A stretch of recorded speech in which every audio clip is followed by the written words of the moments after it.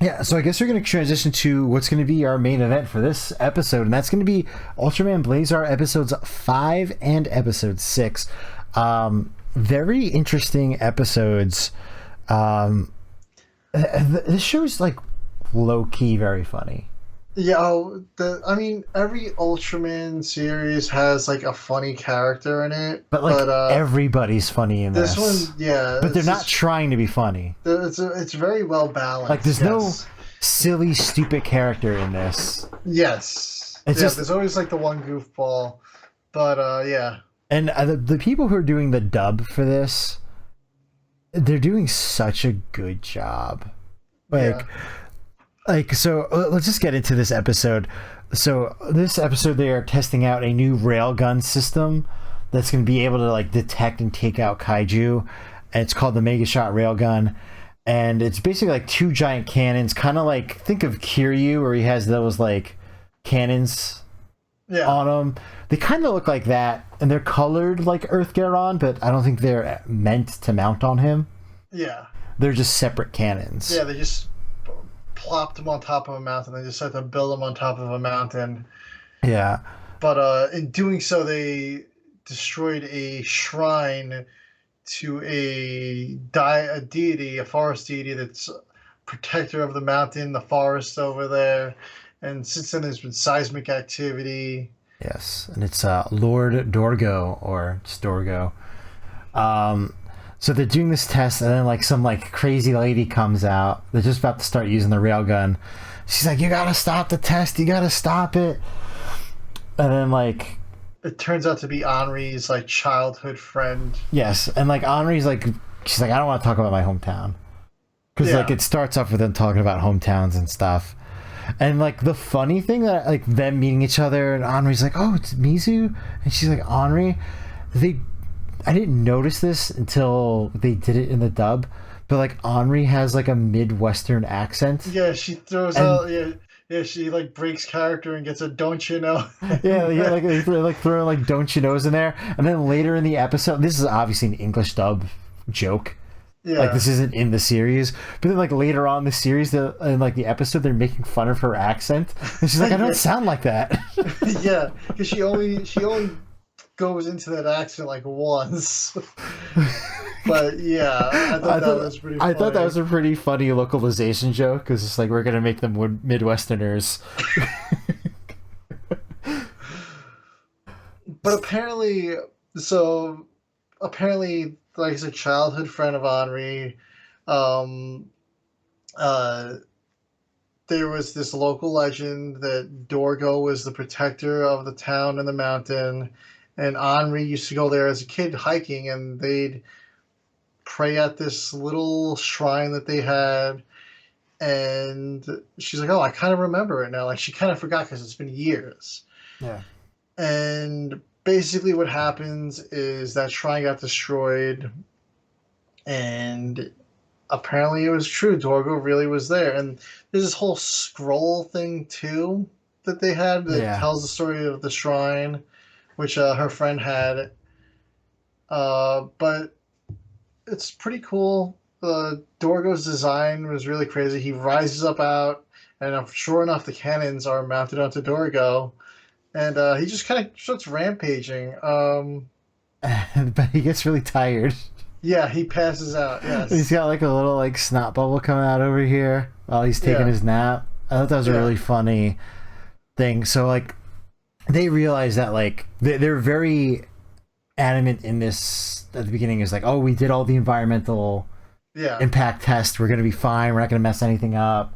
There's no kaiju in the area. And they're like, you know, they kind of realize like, okay, this is our fault. Like Yeah. this would not have happened if it wasn't for us. So they don't want to like kill Dorgo. Especially since it's considered a local deity or whatever. Yeah. So And it's a pretty docile monster. it's mainly just naps. Yeah. And the only thing that attacked was Earth Garon Yes. because Yeah. Earth Garon was just there. So they decide, okay, we're gonna go. Henri and Gento decide, okay, we're gonna go up and try to like put this. They find a piece of the shrine that's missing, so they have to Yeah. return it to the shrine. And they find the missing piece of the shrine, and then after Henri's friend showed them that scroll from earlier, it was like torn. So they sent it kind of back to HQ, and HQ's like, "Oh, we found a scroll similar with the rest of the picture," and it basically shows, the back in the day somebody like almost stabbed it in the head with that statue, and it forced it to sleep. Yeah, so like, okay, we're gonna go return it. So they climb on top. They're there. While they're there, though, he wakes up.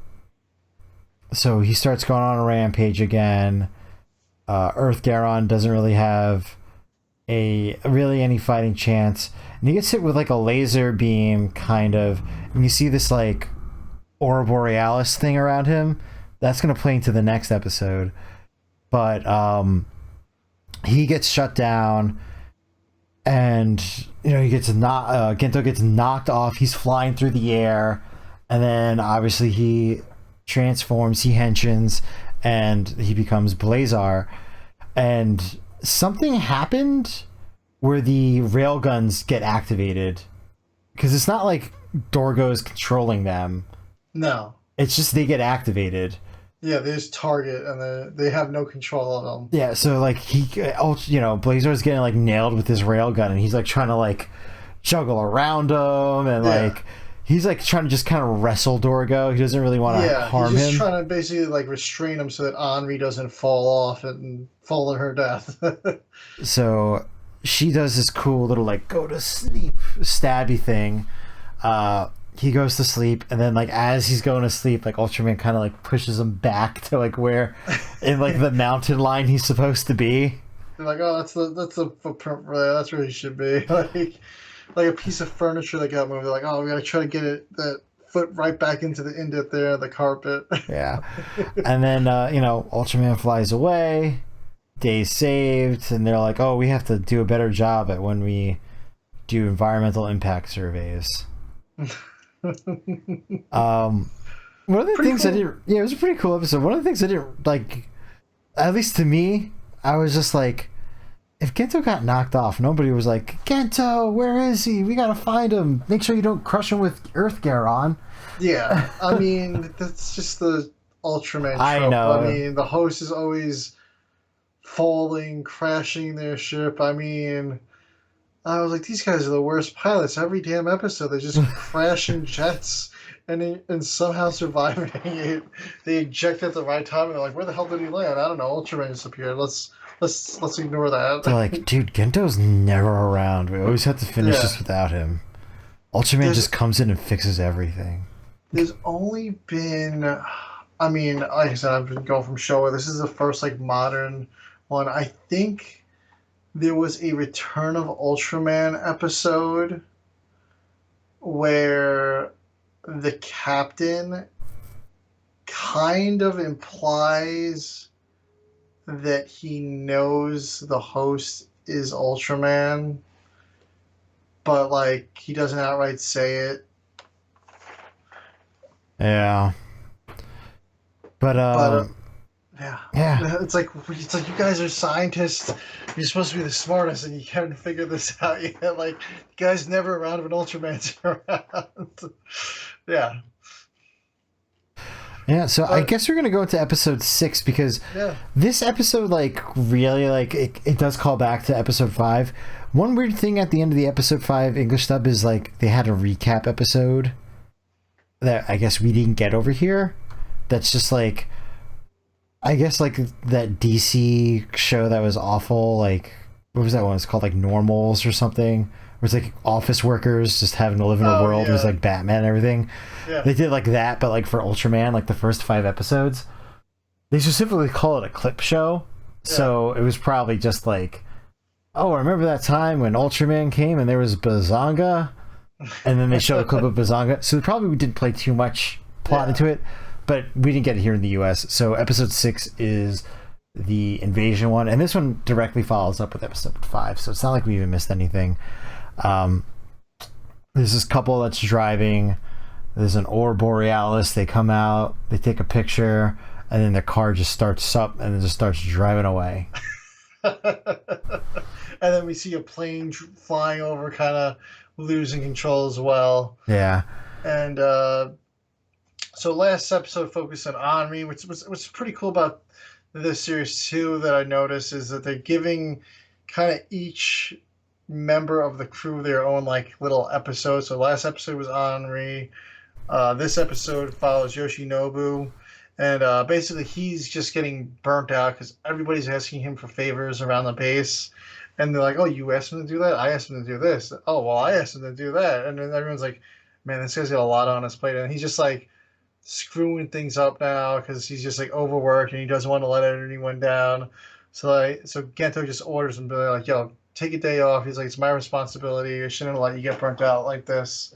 He's like, "Take a day off, get some rest," and he goes home, does some wash, and he hangs out at a laundromat So, and talks so, to you. so before we get up to this, one of the team members, I forget his name, is like, "I brought tomatoes in for everybody today, but Yoshinobu had to go home early, so I couldn't give him his tomatoes. Yeah. You have to bring these tomatoes to him."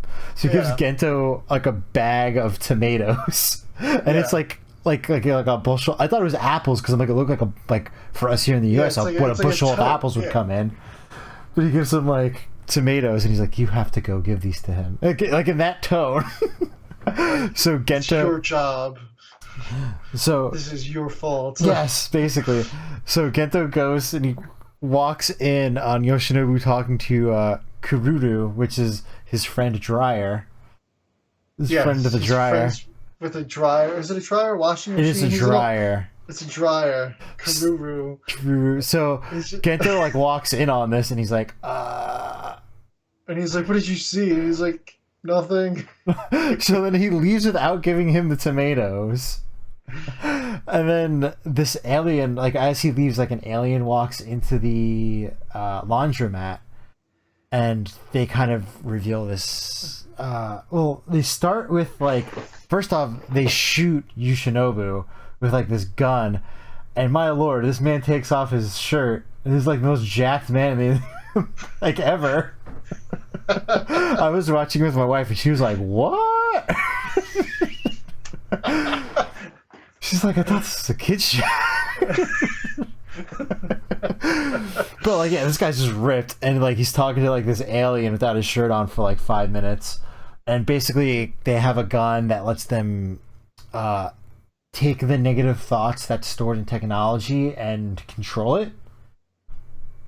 So they go through this whole plan. Yoshinobu's like, "Nah, I'm not gonna follow you. I'm gonna try to shoot you with my gun, even though I just got shot with a technology disabling device." Yeah. Gun doesn't work. Alien gets away. And the alien basically wants him to turn over Earth Garon. Yeah, which they've already shot. That was why there was that weird blast for Orthgaron in the previous episode. So they already have hit it. It's up to them. They can activate it whenever they want. But they just wanted Yoshinobu on their side so that he can maintain it and fix it and all that. Yeah. Because they think that Earthgaron is the key to taking over Earth. Yes. So they explain the whole plot. He disappears. Kuru is now a portal machine. So it makes Kuru make a portal to their lair. And then Yoshinobu quickly follows. The funny thing though is like he goes to like put his shirt back on and he's just like standing in front of the laundromat with no shirt on, and like some random guy goes to walk in and he sees him and he just like backs out. So we go back to Gento and he's just like, "Yeah, so he was kind of busy, so I'm just coming back now." And then he's like, what do you mean he was busy? I sent you there with the tomatoes so that you could have a long conversation with him about burnout. What did he say about the tomatoes? And then he looks down at the bag of tomatoes and he's like, "Crap, I didn't give him the tomatoes." And he's like, "I can't go back to HQ with the bag of tomatoes." And he's gonna, "No, I didn't give it to him." So Gento turns around and goes back. But he walks in and like Yoshinobu's like, "There's an alien invasion, you have to stop it, watch out for Earth Garon." He jumps in this portal because he pleads to the dryer. I was just venting to you, Dryer, and I manifested my negative thoughts into you. That wasn't right. If you could, just help me out and open up a portal to the to their lair. So the washing machine, the dryer obliges and opens up the portal. So Gento sees this again. So he's like, what the hell is going on here?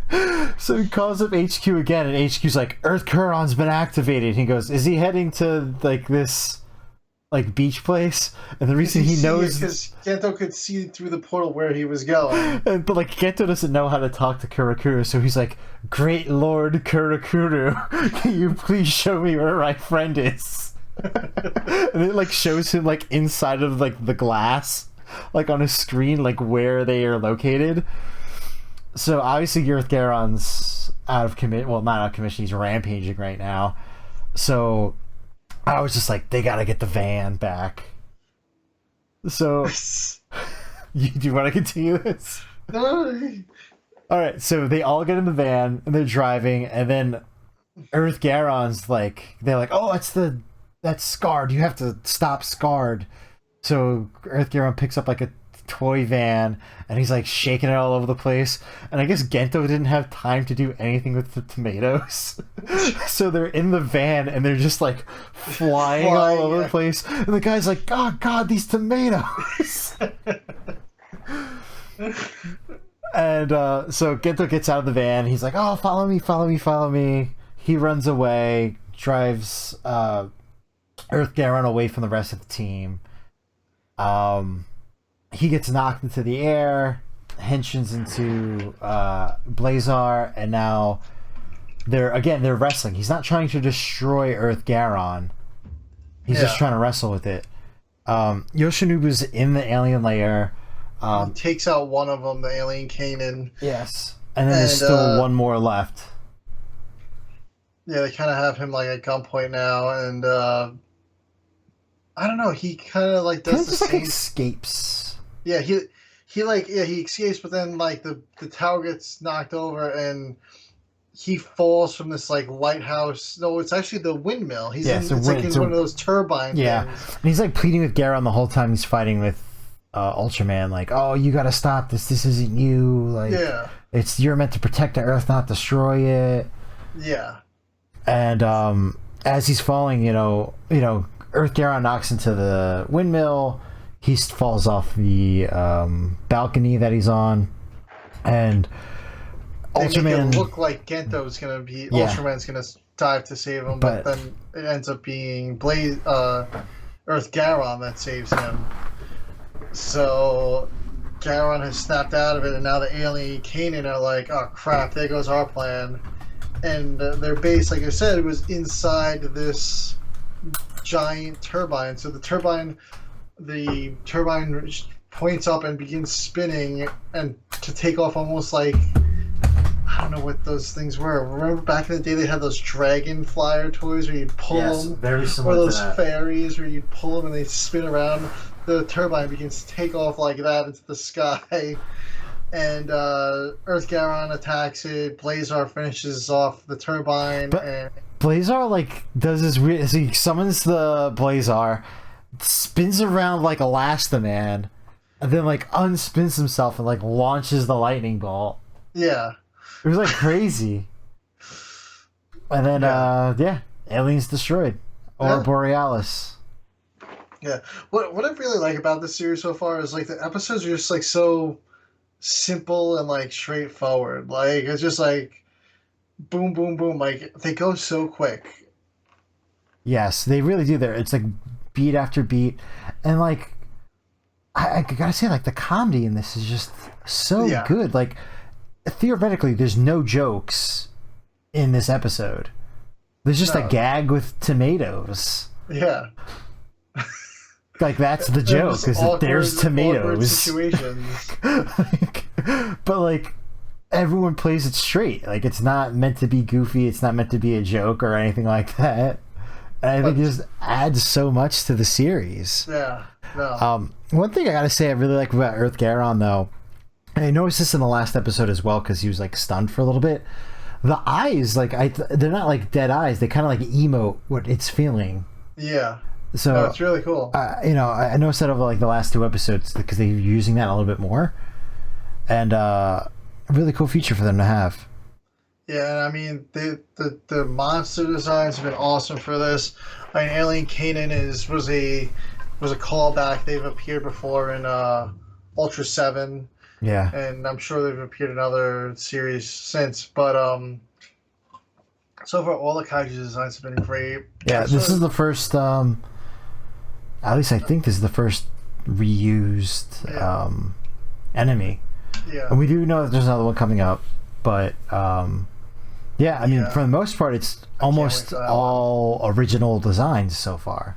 Yeah, I can't wait. Definitely, I need to catch up on some episodes. I'm behind. I believe they're up to 10 or 11 now, so Yeah, we're not too far behind here with our reviews. yeah. But I might. I'm home tomorrow, so I might binge Oh, nice. watch some of those.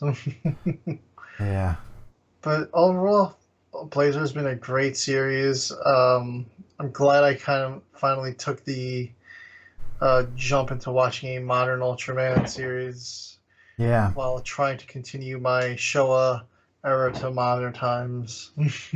Watch.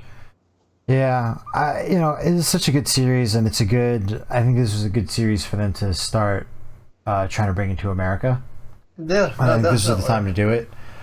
And yeah, we just have to see where it goes. Yeah, I mean, we have, they gave us the anime series on Netflix, and I actually believe they finally, I think they finished or are almost done with production on the movie that's supposed to be coming out next year on Netflix, the Ultraman movie. I saw a brief post yesterday from one of the people working on the project, is almost being like, "Oh, I had a great time working on with this team on this," almost sounding like they've kind of finished with the production and work on it. Yeah, so So I'm thinking we might be hearing something about that soon.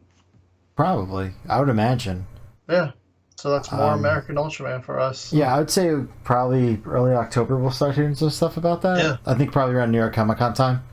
Oh, maybe. They are doing, which is pretty cool. They're doing the Blazar stage show there on Thursday and Friday at New York Comic Con. It's the first time they have ever done a stage show here in the States. They've done Comic Con appearances last year, this year, but this is the first time they're doing the stage show. Yeah, I'm pretty But, excited. Don't know if I'm gonna be able to go, but I would like to. yeah, I wish. Yeah, It's crazy to go there. I mean, we used to go all the time, but it yeah, got way too hectic at that con. It's yeah, very flooded. yeah. It's tight. Yeah. But yeah, I think that about wraps it up for the show. Thank you guys for listening for as long as you guys have or watching. If you could give us a like, subscribe, comment, all those good things. Let us know what you think about all this stuff because there's so much stuff coming up and it's going to be great. Yeah. Oh, yeah. Thanks for watching, guys. All right. Have a good night. See ya.